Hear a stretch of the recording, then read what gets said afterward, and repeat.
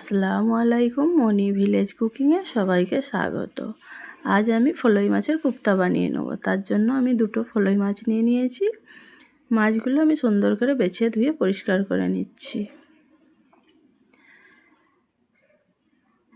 তো মাছের মধ্যে খুব কুঁচো আঁশ হয়, তার জন্য আমি ভালো করে বেছে ধুয়ে পরিষ্কার করে নিয়ে আমি রান্নাঘরে চলে আসছি। শিলপাটায় থেতো করে নিচ্ছি।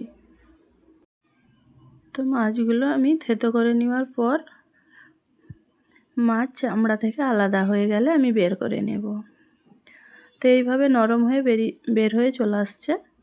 আমি একে হাত দিয়ে ভালো করে চামড়া থেকে আলাদা করে নেব। তো এইভাবে আমি থেতিয়ে নিচ্ছি। এর মধ্যে আমি এবার কাঁটাগুলো বেছে আলাদা করে নেব। তো এবার আমি ভালো করে থেতিয়ে নেওয়ার পর কাঁটা বেছে নিয়েছি, বেছে নিয়ে চলে আসছি। পেঁয়াজটা আমি ভালো করে পেস্ট করে নেব। তো মাছের কোপ্তার জন্য আমি মাছের কাঁটা ছাড়িয়ে নিয়েছি। এর মধ্যে কাঁচা লঙ্কা কুচি দিয়ে দিলাম, ধনেপাতা কুচি দিয়ে দিলাম, পেঁয়াজ বাটা দিয়ে দিলাম, আদা রসুনের পেস্ট দিয়ে দিলাম, হলুদ গুঁড়ো 1 চামচ, লঙ্কার গুঁড়ো 1 চামচ, ভাজা জিরে গুঁড়ো 1 চামচ, আর ওর মধ্যে একটু লবণ দিয়ে দিলাম। দিয়ে আমি সুন্দর করে হাত দিয়ে মাখিয়ে নিয়েছি। এবারে আমি এই চামড়ার মধ্যে ভরে দেব। তো আমি এইভাবে চামড়ার মধ্যে ভরে নিচ্ছি। নিয়ে আমি ওই দিকের চামড়াটা এইদিকে নিয়ে চলে আসবো। তো ঠিক দেখতে মাছের মতনই লাগছে। তো এইভাবে আমি আরও একটা কোপ্তা বানিয়ে নেব।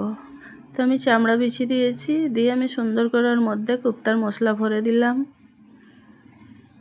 দিয়ে আমি চামড়াটাকে সাইজ করে দিলাম। এবারে আমি ভেজে নেব। গ্যাসের মধ্যে প্যান বসিয়ে দিয়েছি, তেল দিয়ে দিচ্ছি। তেলটা আমি ভালো করে গরম করে নিচ্ছি। এবারে কোপ্তাটা আমি এক এক করে দিয়ে দিব।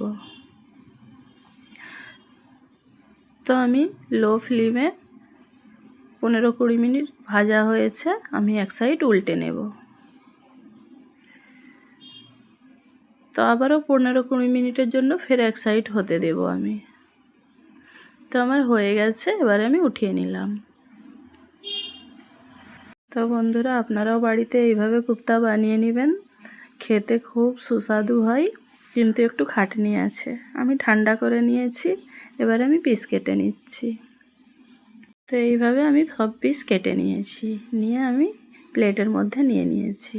তো দেখুন বন্ধুরা, কতটা দেখতে লোভনীয় লাগছে, খেতে ঠিক অতটাই টেস্টি। তো বন্ধুরা, আমার ভিডিওটি যদি আপনাদের কাছে ভালো লেগে থাকে, আমার চ্যানেলটিকে সাবস্ক্রাইব করবেন আর সুন্দর একটি কমেন্টস করবেন, যাতে আপনাদের কমেন্টস দেখলে আমাকেও ভালো লাগে, নিত্য নতুন বানানোর জন্য আমাকেও যেন আগ্রহ লাগে। আজকের মতো সুস্থ থাকুন, ভালো থাকুন। নেক্সট ভিডিওয় আবার দেখা হবে। আল্লাহ হাফেজ।